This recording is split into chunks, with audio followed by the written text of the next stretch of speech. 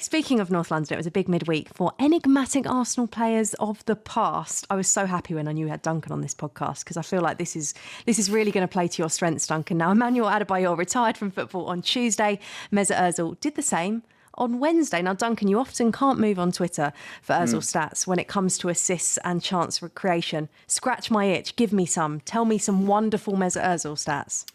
Well, there are a lot, as you say. I think 2015-16 is probably his kind of peak season in some ways, but also in some ways the reason it didn't really work for him, I guess, in the Premier League. He created 146 chances that season, which is the most ever recorded in a single Premier League campaign. He also got 19 assists, which is pretty good given the record all time is 20, but he had 15 of them in his first 16 games. So it looked like, I remember at the time, it was like he was going to absolutely smash the record.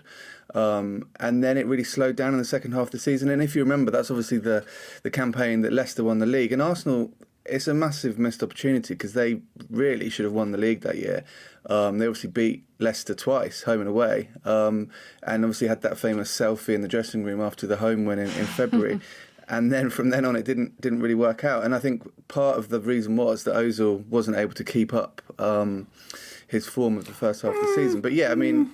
I will say a lot of the reason why quite a few of those chances created by Ozil didn't become assists was because Olivier Giroud, dreadful second half of the season. He went on a massive drought. We've got producer Charlie here, and he's sort of mildly nodding his head, going, "The record." You know, we've been on this podcast many a time talking about not just Mesut Ozil, but Kevin De Bruyne, but also and Trent and Paul Pogba last season when he got 7 assists. And I'm just basically now convinced that the 20 assist record is cursed. And Thierry Henry has some form of juju, and when you get to close to 15, it just activates, so you're not allowed to hit 20 assists. Well, obviously, Kevin De Bruyne did equal it a couple of years ago, but then wasn't able to go beyond. But I think you're right in the sense that, unlike goal scoring, assists creating is reliant on another player, but also teams can work that out during a season. You can block off the supply lines, and our friend Michael Cox did a good piece about Ozil on The Athletic this week, and he pointed out that Giroud and Ozil didn't necessarily work that well together as a pairing, and I think that season is evidence of that. Well, also the supply line to the assister, because Ozil lost Santi Cazorla for the second half of that season,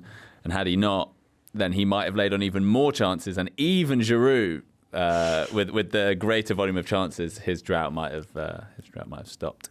But I do think with Ozil that a lot of people are pointing out that his career was quote unquote wasted and he didn't achieve what he should have done. I mean, he won the World Cup, which is pretty decent, and I think there is a space in football for that sort of player who is a kind of enigmatic, sometimes brilliant, sometimes terrible. Sort of figure. I think I mean, ultimately, I guess Arteta was proved right to get rid of him, but I do think some of the memories and some of the goals he created at Arsenal are some of the best they've done in the last sort of decade.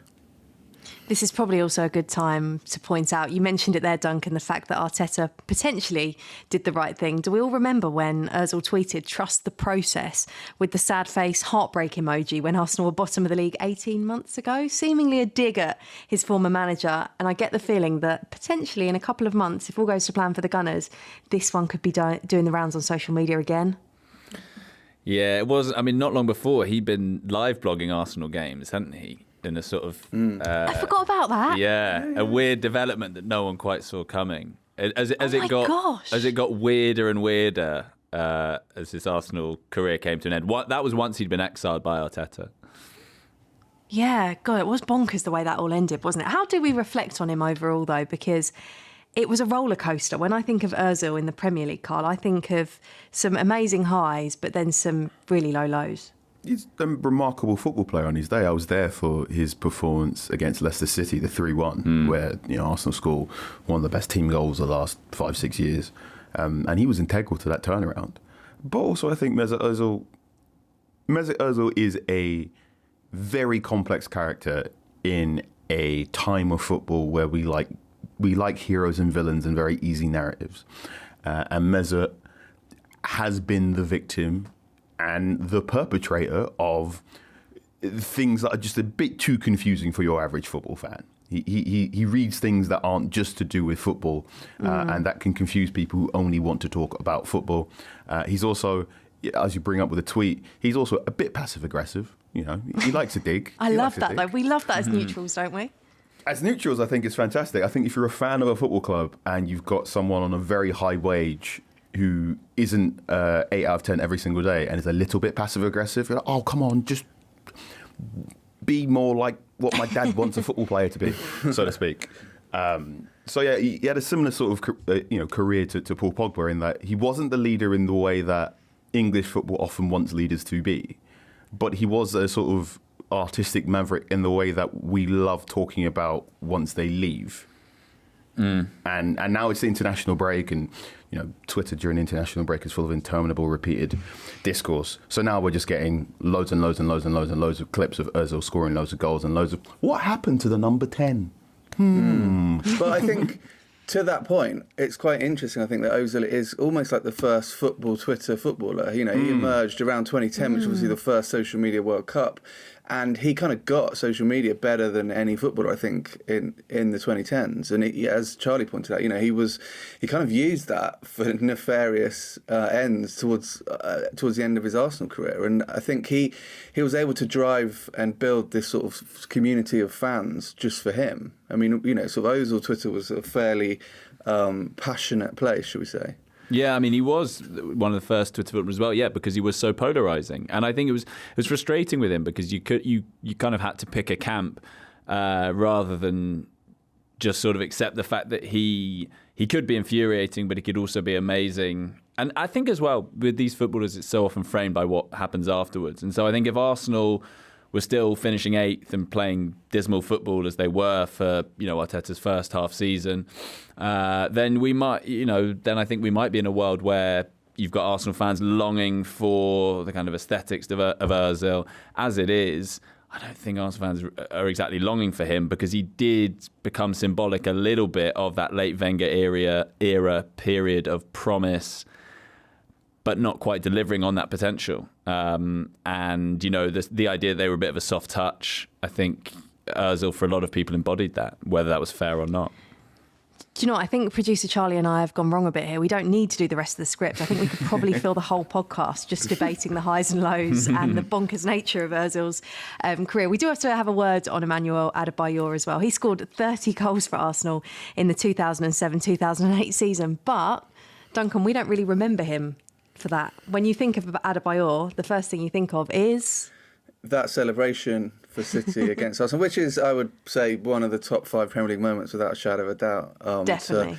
To run the whole length of a pitch, to celebrate in front of your former fans, and to create a sort of moving collage of rage amongst the supporters. And it is amazing because, football fans love to dole it out, but on the rare occasion that a player does give it back, the sort of sense of outrage is hilarious, really. But yeah, I mean, I think an underrated player. He's obviously scored on his debut for Arsenal, for City, for Spurs as well. The only player in Premier League history to score a hat-trick home and away against the same team in the same season. Obviously, yes, that was Derby County. I was going to say 6 of those 30 goals were against that Derby. He scored more goals than Derby that season, which, again, sounds probably more impressive than it actually is.